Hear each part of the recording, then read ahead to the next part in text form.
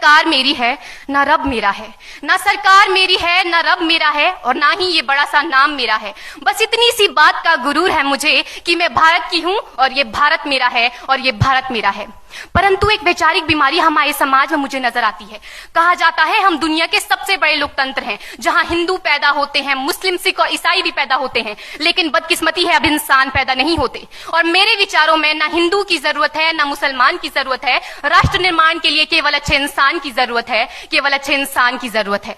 जरा सोच कर देखिए, ये पेड़ पौधे और शाखाएं भी परेशान हो जाएं अगर परिंदे भी हिंदू और मुसलमान हो जाएं।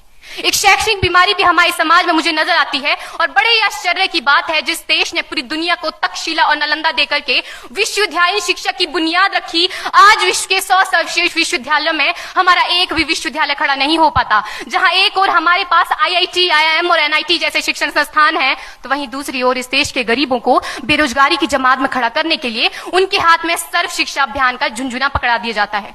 और मैं बता दूं, इस शैक्षणिक बीमारी का केवल एक कारण वो ये कि हमारे देश की शिक्षा नीति केवल 2 तरह के लोगों के लिए बनती है। पहले वो जो विद्वान हैं और दूसरे वो जो धनवान हैं। इसी तरह की कई गजब की बीमारियां हैं, और इन बीमारियों की जो जड़ है ना, वो हमारा अंधविश्वास। और मेरे विचारों में जब तक इस देश का युवा अपनी सफलता के लिए मंदिरों में जा जाकर नारियल फोड़ फोड़ कर भगवान को रिश्वत लगाता रहेगा, हमारे समाज का शिक्षित वर्ग ही बिल्ली के रास्ता काटने पर खड़े हो जाना, अपने धर्म अपनी जाति को ऊंचा मानकर दूसरों के धर्म की अवहेलना करता रहेगा, तब तक ना तो इस देश से अंधविश्वास खत्म होगा और ना ही हमारा राष्ट्र निर्माण संभव होगा। हमारी संस्कृति, हमारी सभ्यता को दुनिया ने शीश नवाया है, तो क्यों आस्था के नाम पर हमने अंधविश्वास फैलाया है?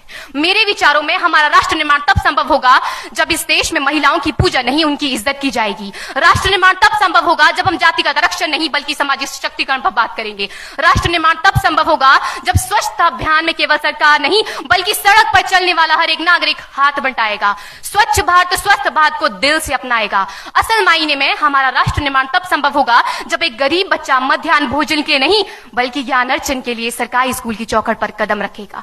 और हमारा राष्ट्र निर्माण तब तक संभव नहीं होगा जब तक एक नागरिक नैतिक रूप से सटीन, चारित्रिक रूप से भ्रष्ट, मानसिक रूप से दिवालिया, धार्मिक रूप से अंधा, राजनीतिक रूप से गंदा, स्वैच्छिक मान मूल्यों के आंकड़ों में जिन्न शिन्न पैपंदमयी अखंड भारत को खंड खंड करता रहेगा। तब तक हमारा राष्ट्र निर्माण संभव नहीं होगा।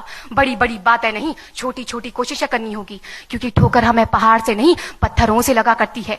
I being an Indian, I being a student, I being a symbol daughter of this motherland feel proud to be an Indian। और मैं सैल्यूट करना चाहूंगी सरहद पर दिन रात हमारी रक्षा के लिए खड़े हर उस जवान को, इस देश की पुलिस, प्रशासन और किसान को, और इस देश के हर उस व्यक्ति को जो अपना काम पूरी ईमानदारी, पूरी मेहनत और पूरी लगन से करते हैं, जिनके बिना राष्ट्र निर्माण की कल्पना करना भी असंभव सा लगता है। और आज इस मंच पर पूरी जिम्मेदारी के साथ मैं भारत की बेटी ये कहती हूं कि हमारा राष्ट्र निर्माण तब संभव होगा जब हम सभी, मैं, आप, हम सब मिलकर प्रयास करेंगे, क्योंकि हमारे देश की जिम्मेदारी नहीं है हमें आगे ले जाने की, हमारी जिम्मेदारी है अपने देश को आगे ले जाने की, अपने राष्ट्र को आगे ले जाने की, अपने वतन को आगे ले जाने की। तो अंत में मैं बस यही कहना चाहूंगी, मेरा हिंदुस्तान महान था, महान है, महान रहेगा।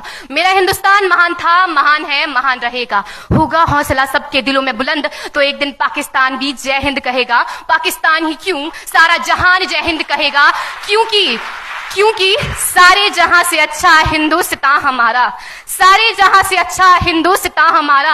हम बुलबुलें हैं इसकी, ये गुलिस्तान हमारा, ये गुलिस्तान हमारा। जय हिंद, वंदे मातरम।